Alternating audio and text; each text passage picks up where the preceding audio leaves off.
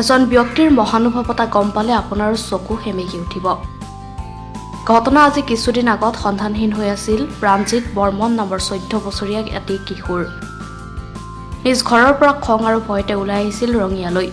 এটি নিশা এজন দোকানীৰ ঘৰতে আছিল যদিও পিছদিনাই পুৱাই তাৰ পৰা শোৱা পাতি এৰি ৰঙিয়া চহৰৰ ফালে ওলাই আহোঁতে এজন বিশেষ লোকক লগ পায়, যাৰ বুকুত বিলাবলৈ সাগৰ মৰম আছে। ল'ৰাটোক নিজৰ পুত্ৰৰ নিচিনাকৈ মৰমেৰে ঘৰলৈ লৈ যায় আৰু বুজায়।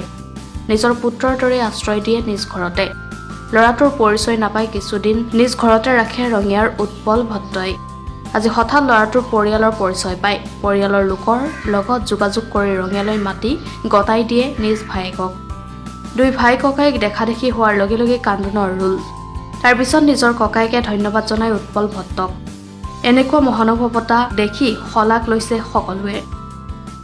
তাক আজি কিছুদিন আগত মই ৰাতিপুৱা মৰ্ণিং ৱাক কৰি অহাৰ পিছত তাক পালোঁ। পাই পেলাই মই তাক নিজৰ ল'ৰাৰ দৰে কৰি মৰম কৰি ৰাখিলোঁ। সি কাম বিচাৰি আছে। মই বোলো বাবুটো কোনে কাম দিব, ইমান সৰু ল'ৰা। সি ঘৰৰ এড্ৰেছটো ভালকৈ নকয়, ঘৰৰ ফোন নাম্বাৰটোও ভালকৈ নকয়। তাৰপিছত মই ৰাখি আজি গম পালোঁ প্ৰায় 4:30মান বজাত। যিয়ে নহওক তাক পাই ঘৰৰ মানুহক গতাই দিব পাই মোৰ খুব আনন্দ লাগিছে। তাৰ সুভৱিষ্যত কামনা কৰিলোঁ। এই ভাইটিটোক তাৰমানে মই বহুত দিন পাছত মই পাইলোঁ। 15 দিনমান পাছত ঘৰৰ পৰা মানে গুচি আহিছিল। 15 দিন পাছত আজি মই খবৰ পালোঁ দাদাজনে ৰাখিছিল ইমান দিন। দাদা ভালে ৰাখিছে, সেইকাৰণে দাদাক ধন্যবাদ দিলোঁ। এইখিনি আৰু ঘৰ ক'ত আছিল? ঘৰটো আমাৰ তালতল টাংলা বুলি কয় গাঁৱৰ নাম। তাতে আমাৰ নাম কি আছিল? তেওঁৰ ভাইটিটোৰ নাম প্ৰাণজিৎ বৰ্মন। আপুনি কোন হয়? মোৰ তেওঁৰ ভাই হয়।